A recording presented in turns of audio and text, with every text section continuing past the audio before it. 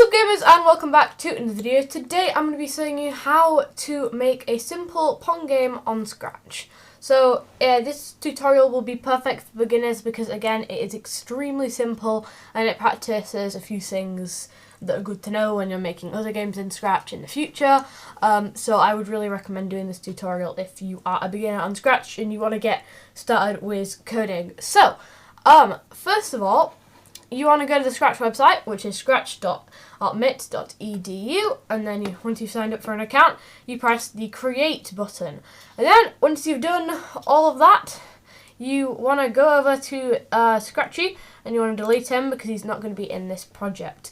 And now, we want to choose the neon tunnel backdrop. So we hover over this, choose the backdrop, we search neon, and then the neon tunnel will come up, and then we click it.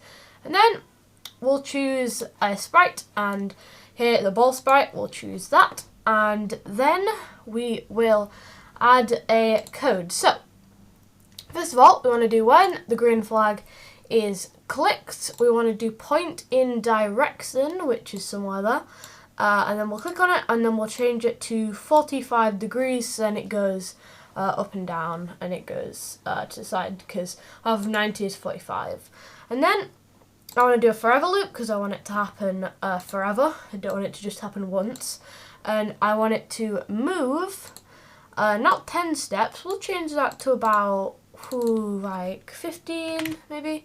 Not 165. No, that would be going a little bit too fast.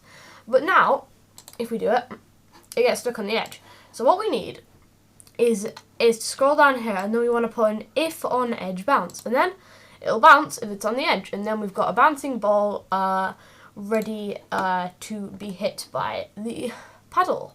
So, and then we want to choose another sprite. We want to search for the paddle, and let's make him a bit bigger, which by the way you go to size point. Let's make him about 130. Yeah, that's good, that's good. So we'll go to the paddle sprite thing, and then we'll go to when the green flag is clicked. We'll do a forever loop because we don't want it to happen just once, and then we'll go to, and then we'll drag it down, and we don't want it to go to a random position. We'll have to go it to the mouse pointer. So look at this. Now the paddle is moving our mouse, but the problem is this ball isn't bouncing off the paddle, it's just going straight through it, which is what we don't want that, because we want it to actually bounce off the paddle, because then that's the whole point of the game. So, in order to do that, you select the ball sprite, and then you do when the green flag is clicked. We'll do a forever loop, because we don't want it to happen once, and then we'll do an if then. We'll go to sensing, and then we'll do if touching the paddle, then we'll do turn 180, so we'll just change that to 180 degrees to the right, and we'll also put a little bit of wait time in there, so wait, 1 second. So now it bounces off the paddle, and we've got a game where you bounce it off the thing, and there you go. And then if you, and then it goes there. So now we want to, what do we want to do? We want to click on the sounds tab, so it's here, up here, and we want to hover over this. We want to choose a sound, and we'll search water, and the water drop is here. You want to click on it, see, it's there, the water drop sound. And then we want to go to the ball, and we want to go to the sounds tab, and we want to press start sound water drop, and we want to do it there. So then whenever it goes there, it plays the sound of a water drop. There we go, that's good. Nice and jazzy there. Okay. So, once you've done that, we want to create a line. So, in order to do this, we've got to click on the stage here, which is where the neon tunnel backdrop is, and we want to go to backdrops, and then we you can get rid of this backdrop one if you want to, because we're not going to be needing it. And you want to go over to the line tool, which is here. You want to change that to about 30. Yeah. Oh yeah, I forgot. It's a good idea to title your projects, maybe like Pong game, but I've already done a Pong game in one of my projects, so I'm just going to name it Pong Game 2 so I don't get confused with the other one. And so yeah, well, it's good to title your projects and save them. You know, go to File, Save Now, and then it'll save your project. So now we want to select a line from there to there, so then if it touches it, it stops the game, because then there would be no point in the game, and if they go there, then they don't lose, they just goes there. So we now need to create a nice red colour. We'll change the saturation there, and then colour 0. Yeah, that's good. That's good. And then also, I've got a good tip. If you're when you're drawing this line, you've got to hold down the mouse when you drawing the mouse left button. You've got to click while you're doing it. But it's also a good idea to hold down Shift, because then it will draw an exact line instead of just like a wonky one. And there we go. Yeah, that's about right. So there's the line here. But now, what we want to do is we want to see, you know, the ball there. We want it to, if it's touching the red line, then we want to stop all of the game, because, well, then you've lost, and you've lost the game.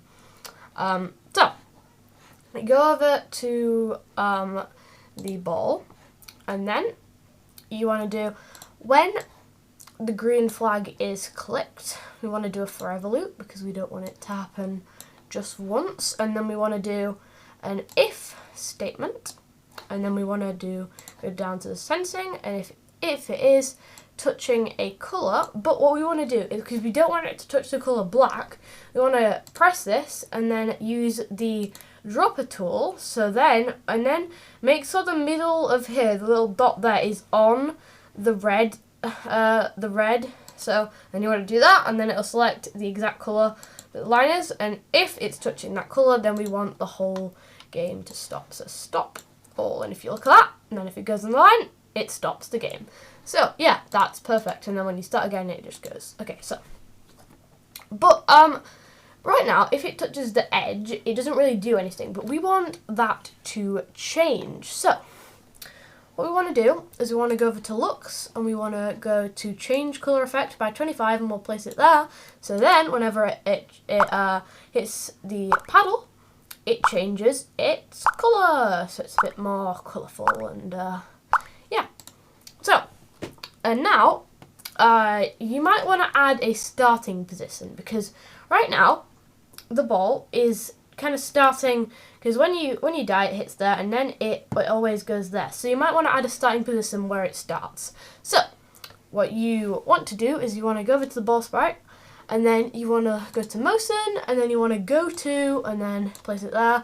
I'm just going to choose 0, 0, so it's the middle. You can change that if you want it to go into a different position than that. So whenever we start it, it starts at the middle. So then we've got an equal chance of getting it, because it could spawn all the way over there. Well, probably won't, but it's still better. So anyway,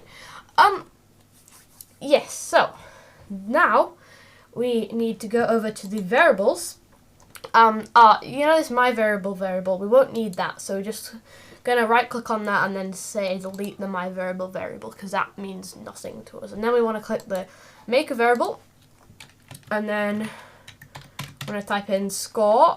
Make sure not click this for this sprite only thing, make sure it's for all sprites, and then you want to click on it, and then we've got the score variable, and then it's a score at the top.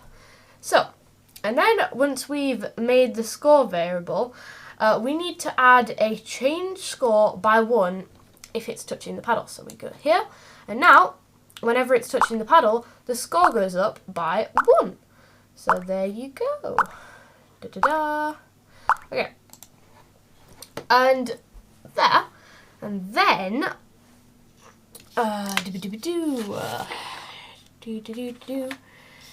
if you want, this is totally optional, or if you want to keep it, if the ball hits the red line, then it just stops the game. Although I want to do, if the ball touches the red line, then it minus its score by 1 to make it a little bit more interesting. So then if it touches the line, you don't have to press the green flag again, which is a bit annoying. So what you are going to have to do is you want to put a change score by 1, and you want to put it in the if touching colour statement, but you don't want to change the score by 1, you want to change the score by -1, so they lose a point instead of gaining a point, and you want to just take out the stop all statement. Once again, this is completely optional. If you want to keep it so if the ball touches the red line, it just stops the game completely, although I want my game to do that. So now if it touches that, then it minuses the score by about 2, because it touches the line more than once in that. So yeah, that's just that. And then if it touches it, and then you've got a nice fun game for you to play. Okay. And also, if you wanted to, when it touches the line, you want to go over to you want to go to you want to go to the bolt, and then the sounds, and then you want to choose a sound, and you want to just search laser, and then you want to choose the laser 2. Yep, that's fine.